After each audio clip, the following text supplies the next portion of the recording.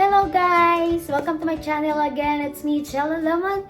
So guys, because there's a lot of comments and viewers to my fried chicken twist, and some of my friends, they message me in personal message. They want me to make again how to make my fried chicken twist.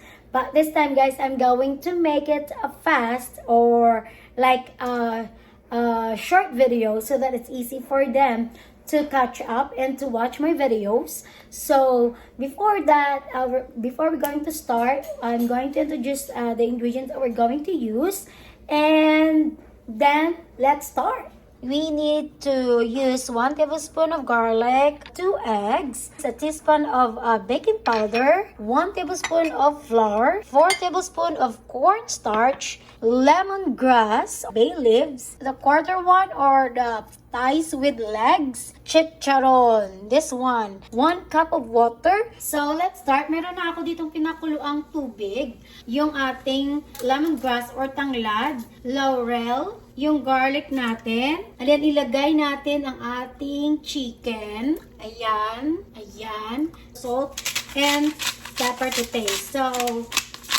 ipakuluan lang natin like 5 to 10 minutes na maluto lang konti yung ating chicken. Or 7 minutes, wag natin pakuluan ng sobra para parang light half cook lang ho siya. Then, ilagay natin sa ziplock. Ilagay natin siya sa freezer for 2 hours. All the ingredients, I already mixed all the ingredients, yung cornstarch, flour, at saka baking powder. And then, meron na akong napainit na oil para mabilisan. Ayan. And then, we're gonna put the water, the 1 cup of water. Batiin muna natin before natin ilagay sa mixture.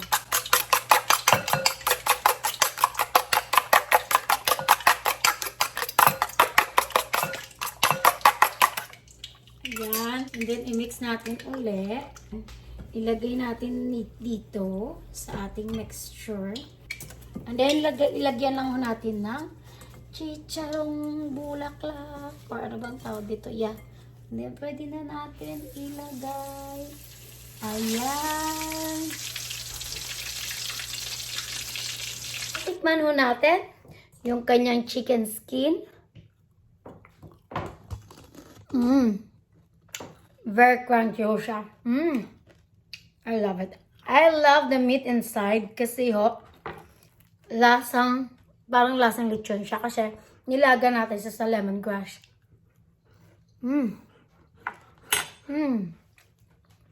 Sarap. Well, ang nag-request ho sa akin na lutuin ulit yung fried chicken twist in a short way. I love you so much. Thank you for your support. Bye!